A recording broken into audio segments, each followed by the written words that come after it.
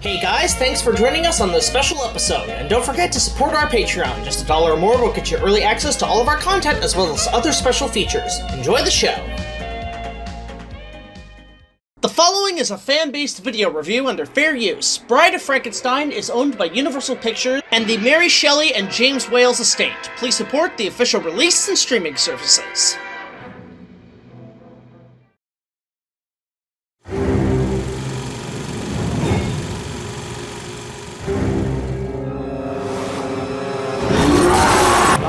It's Jack.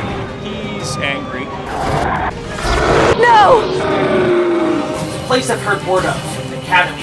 They might be able to help me. I'll be back in a couple of months. Guess this is it. My only shot. What?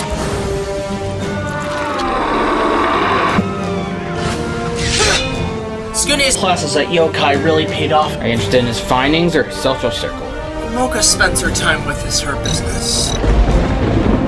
Are you sure about this? I just want to make sure. Spies have reported from the warrior's travels to Transylvania. Count Dracula is alive.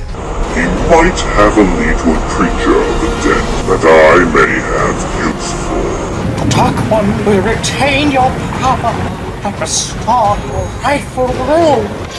Let it be well for you, cowards, for you will not escape my eternal wrath!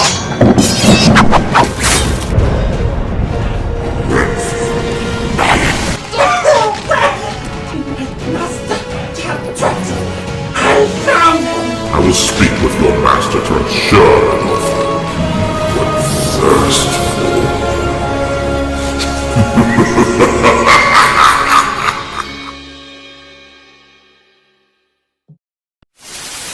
Accessing art. Attention viewers, BigJackFilms is unavailable at the moment due to his quest for the King's Gauntlet. But he has left a recording and substituted post for the show for you to enjoy.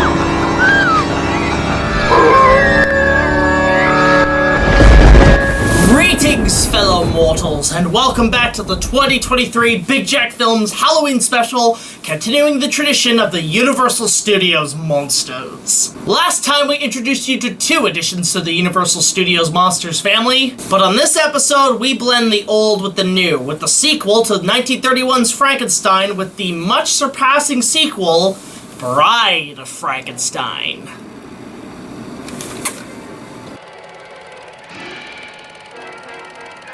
Once again, taking much more from the writings of the original book by Mary Shelley. In fact, the author herself opens the movie up similar to how Edward Van Sloan opened up the first movie. So if any of you feel that you do not care to subject your nerves to such a strain, now is your chance to, well, we've warned you. Would you like to hear what happened after that? I feel like telling it. It's a perfect night for mystery and horror. The air itself is filled with monsters. I'm all ears.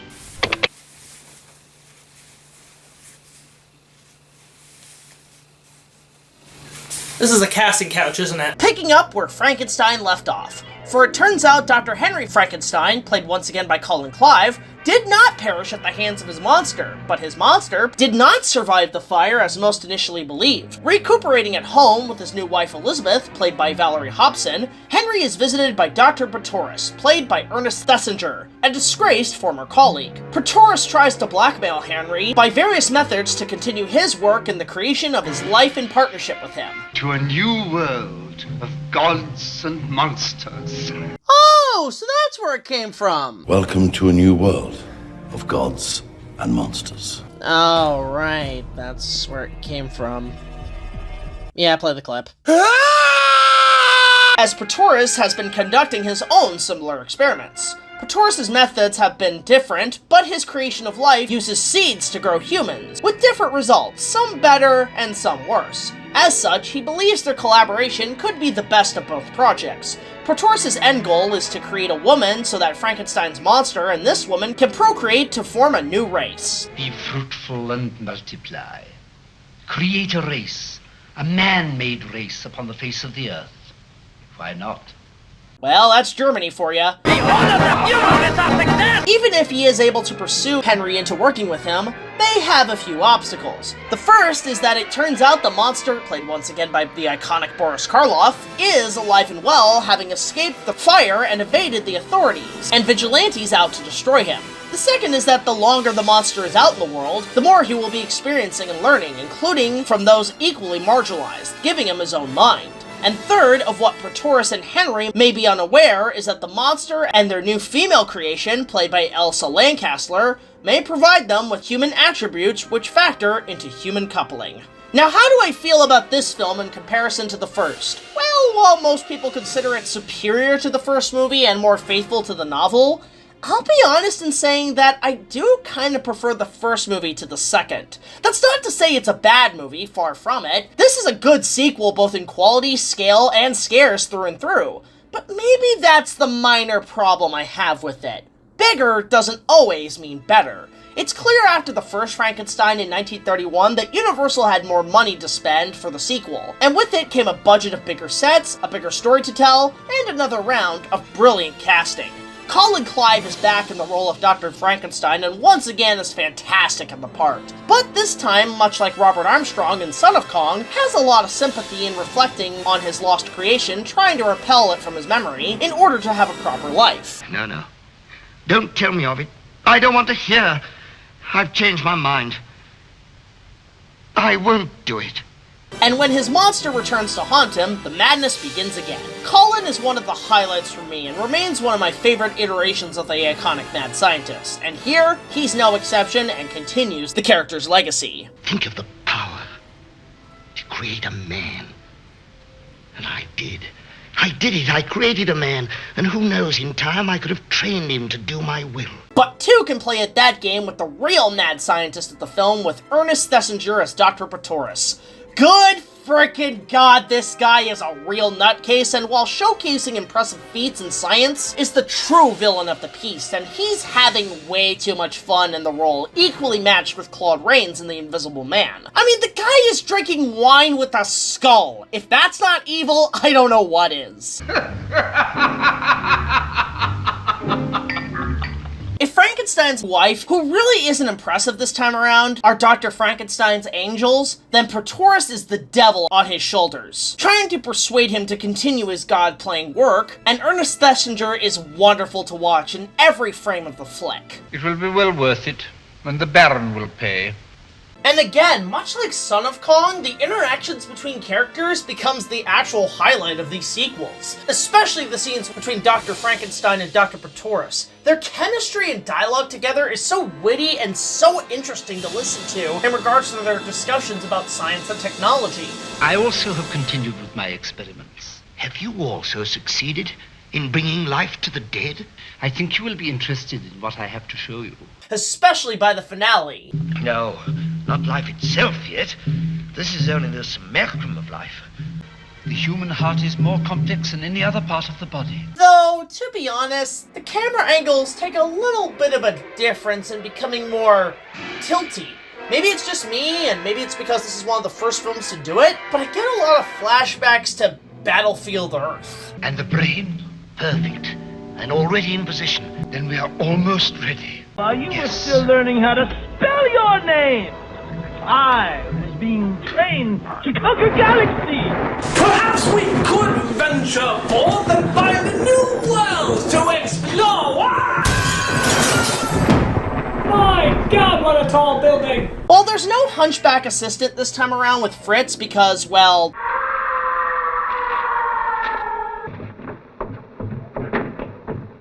Oh, he did. Dwight Frye returns in the film as Carl, an assistant to Dr. Pretorius, and gets killed by the monster again in this movie. Yeah, that's 2 for the monster and 1 for Dracula. I guess Dwight Frye is Universal's go-to Kenny.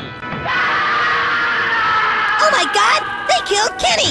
You bastards! Another common Universal actor in this movie is Una O'Connor from The Invisible Man. But thankfully, she's only in the film for a brief amount of time, so her screams are less annoying. Ironically, this movie, along with The Invisible Man and the first Frankenstein, were all directed by James Wales, and with the extra budget, he was able to get more creative with the special effects, like this scene with the little people that Dr. Pretorius grew, which even impresses Frankenstein. I'm shocked how good these effects look for 1935. The same can be said for Jack Pierce and his makeup team, this time adding attention to detail in the damage the monster gets after his abuse. And speaking of, let's once again talk about the monster. Boris Karloff is back in the role and given much more to do. While the first movie he was a scary but somewhat sympathetic monster, this one makes him more human to the audience and allows him to increase his intelligence when interacting with people, and even talks in this movie. Frankenstein. Especially the blind man who nurtures him back to health after the fire and teaches the monster to speak and smoke?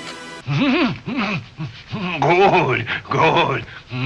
Well, the man's a better mascot than Fred Flintstone, that's for sure. It still tastes good like a cigarette should. I cannot believe you did that to yourself, Fred. Yabba dabba do. Jesus Christ, this is yabba dabba depressing. This scene has been imitated countless times, not just in parodies like Young Frankenstein, but also other horror films like Halloween 5. In fact, many iconic scenes have been infamous thanks to the sequel, including the bride herself, the title character of the movie. The Bride of Frankenstein. She's played by Elsa Lanchester, who was Mary Shelley in the film's opening telling of the story. Poetic, I guess. But her design as the monster is as iconic as Karloff himself, a match made in Heaven's Labs. She's like the Robin to Batman. You can't have one without the other, and Elsa not only looks great, but plays off as a lost muted soul, very tragically. Even if she's only in the film for the last 10 minutes. Seriously, the title characters in only the last 10 minutes? What the hell? The film also has a full original score and much more going on, like I said before, and honestly, that's why I prefer the first one over this. This one is much more prestige, but the first is simpler. And this one does open it up somewhat for another one, which would lead to a franchise down the line. It also doesn't help that it does have a little sequelitis to a degree, constantly referencing the first movie and even copying the same lines and scenes somewhat. She's alive! Alive! It's alive! It's alive! It's alive! But with that said, let's talk about the ending to the movie. And honestly, I do like this one a bit more over the first, due to many saving graces. For one thing, the reveal of the second monster is great, but also very tragic, not just for her, but for Frankenstein's original creation. The monster, of course, at first sight falls in love with her, but much like most women in these movies, what happens? She screams in terror at the creature, but oddly enough, being a creature herself. Poor Frankenstein's monster. He finally has the perfect soulmate and is rejected right away. Hey, welcome to the dating scene in the 2020s, man. But even then, all hell breaks loose regardless. Frankenstein finds a way to escape the castle, leaving Pretorius to his doom, and the monster letting Frankenstein and his wife go, sacrificing himself, his mate, and Pretorius to the self-destruction of the castle. In a touching scene that feels homage to When the Mummy Returns, the monster sheds tears to his creator, almost looking like a dying child saying goodbye to his father and mother. Yes, go! You live! It's honestly kinda sad, but brilliant nonetheless. It's a great ending that would have been a great way to end the Frankenstein duology. But by the 1940s, when both the original Dracula and Frankenstein movies were re-released, but censored to hell, much like King Kong with the 1938 MPAA coming into effect. Oh, in the name of God! Now I know it! They became bigger successes than they had ever been prior, and Universal then began a second wave of monster movies in the 40s, to capitalize on their popularity, with Frankenstein being the longest-running series, interweaving between other monsters, like Dracula and the Wolfman, being essentially the first cinematic universe, even though the continuity is as much of a mess as Frankenstein's creation. Perhaps someday I'll take a look at the rest of the sequels, but for now I just wanted to expand on the monster's lore by talking about his bride. Overall, The Bride of Frankenstein is a decent sequel, but a tad slow. It's got bigger ideas, great production design for the time, it's great to see the majority of the original cast again, and a beautiful addition to the Universal monsters. While I do prefer the original film to this one, and despite its runtime, I did overall enjoy myself with the continuing story, coming in at a decent 7.5 out of 10. It's a good time if you're interested in this particular monster series, and a decent companion to the first movie. And while there's not many Universal Studios monsters after that, aside from The Hunchback of Notre Dame, Dracula's Daughter, among many sequels and crossovers in the Universal Studios Monsters cinematic universe, we're gonna wrap up this run of the Universal horrors by winding the clocks back to 1932. So join me next time in the final Halloween episode of this year with the predecessor to our lovable giant ape, King Kong.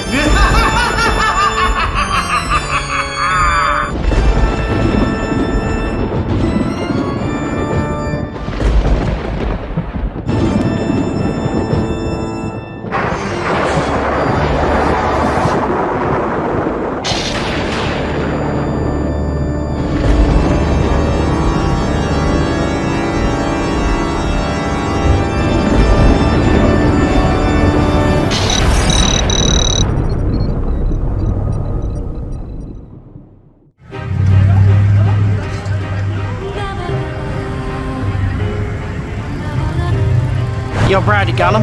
Yep, FDA trackers have me covered. Awesome. You should be heading through the reality breaker any moment now. You sure she would know what's going on here? I mean, not all vampires are the same. If there's any vampires we know in our circles, she's the one I trust the most. I'll report back when I got her.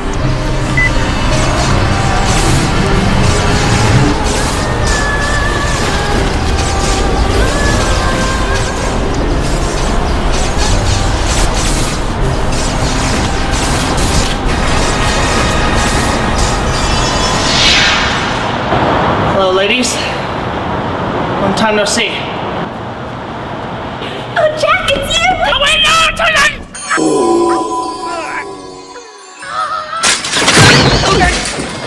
Well, that's awkward.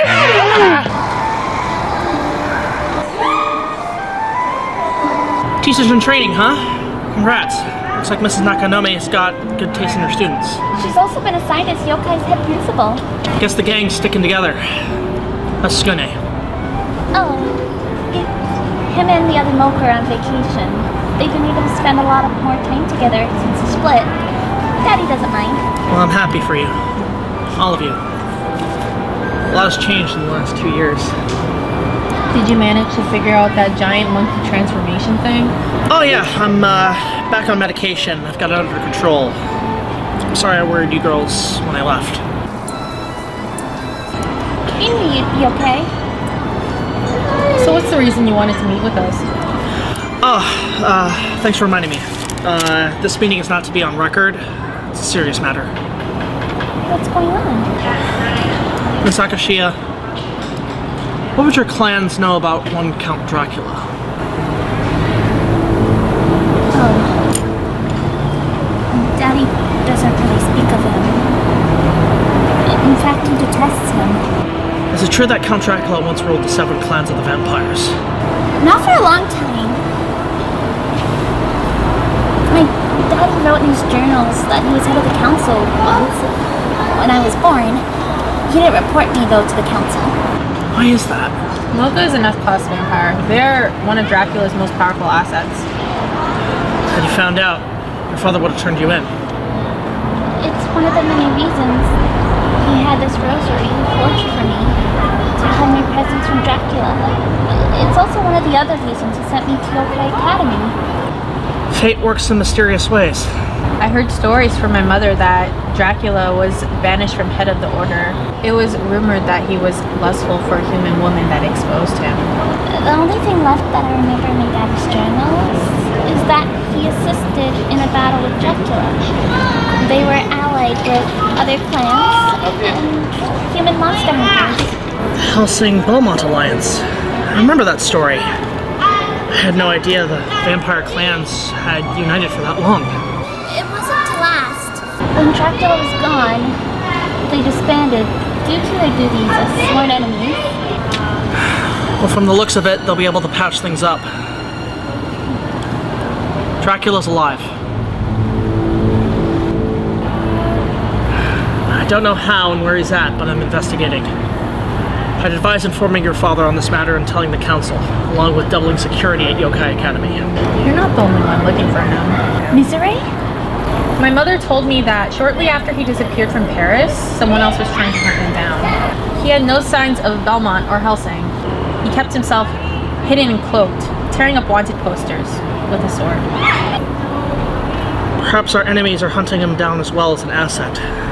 That's concerning to me, knowing my situation. I appreciate the help, ladies, but you need to inform your father on this matter, Moka. Especially for your safety. What about you, Jack? Not me. I'm gonna inform my allies on this matter.